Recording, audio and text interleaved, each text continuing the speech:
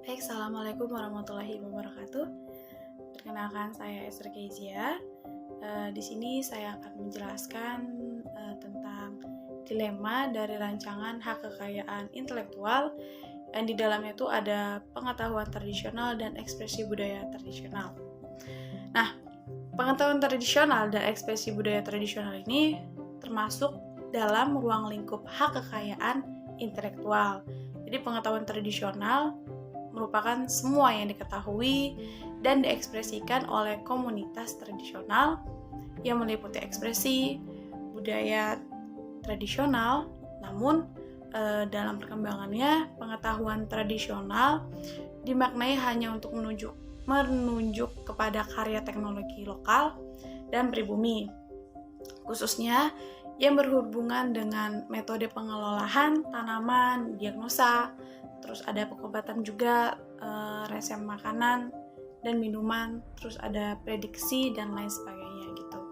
Sedangkan ekspresi budaya tradisional itu dia berhubungan dengan karya tradisional di bidang kayak musik, terus tari, terus ada lencana seni, kerajinan tangan, terus ada juga bentuk ukiran, bentuk arsitek dan lain sebagainya gitu. Jadi ada masih banyak bagian-bagiannya gitu. Nah, menjelaskan tentang pengetahuan tradisional dan ekspresi budaya tradisional, untuk lebih mudahnya itu kita dapat membedakannya. Yang pertama yang perlu kita pahami, bahwa pengetahuan dari tradisional itu dia berhubungan dengan karya-karya yang bisa dipatenkan gitu. Seperti contohnya itu kayak novel gitu kan, yang mengandung langkah inventif seperti itu. Nah, sedangkan ekspresi dari budaya tradisional itu menunjuk pada karya-karya seperti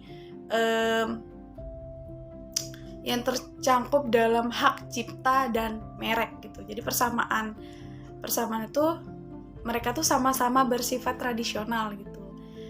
Dan ini tuh sudah digunakan oleh suatu generasi dan terus digunakan oleh generasi-generasi berikutnya. Yang kemudian itu dikembangkan sesuai dengan kebutuhan dari setiap daerah yang menggunakannya seperti itu. Nah, seperti yang kita tahu juga kan di Indonesia itu telah ada undang-undang tentang hak cipta yang dibuat pada tahun 2014, kemudian hak paten dan hak merek itu dibentuk pada tahun 2016 gitu. Ya, baik, selanjutnya yaitu sumber rujukan terkait pengetahuan dari tradisi dan ekspresi budaya tradisional yang berasal dari WIPO. Jadi WIPO tuh membuat beberapa aturan yang memiliki batasan budaya yang berkaitan dengan pengetahuan dan ekspresi budaya tradisional. Dan dari situlah Indonesia tuh mencoba membuat suatu aturan baru yang lingkupannya itu hanya di Indonesia aja gitu. Dan yang pastinya ada beberapa perbedaan karena di setiap kebudayaan yang ada di dunia itu kan berbeda-beda ya aturannya gitu.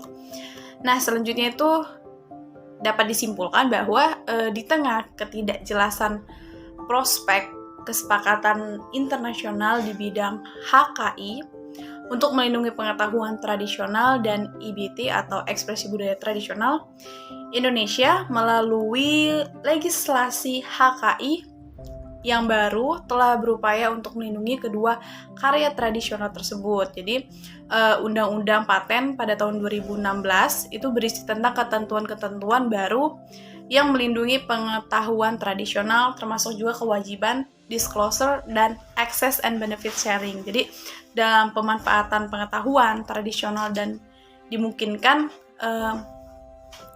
itu tuh bakal ada gugatan penghapusan gitu. Nah, paten terhadap invensi yang berasal dari pengetahuan tradisional yang melanggar kewajiban disclosure dan benefit sharing tadi gitu. Jadi Undang-Undang Merek dan Indikasi Geografis pada tahun 2016 itu dapat melindungi pengetahuan tradisional dengan cara mencegah pendaftaran tanpa hak tanda-tanda pengetahuan tradisional dan memungkinkan pendaftaran tanda-tanda pengetahuan tradisional untuk dilindungi dan sebagai merek atau indikasi geografi. Seperti itu. Jadi, ya baik, mungkin itu saja yang dapat saya sampaikan. Saya ucapkan terima kasih. Assalamualaikum warahmatullahi wabarakatuh.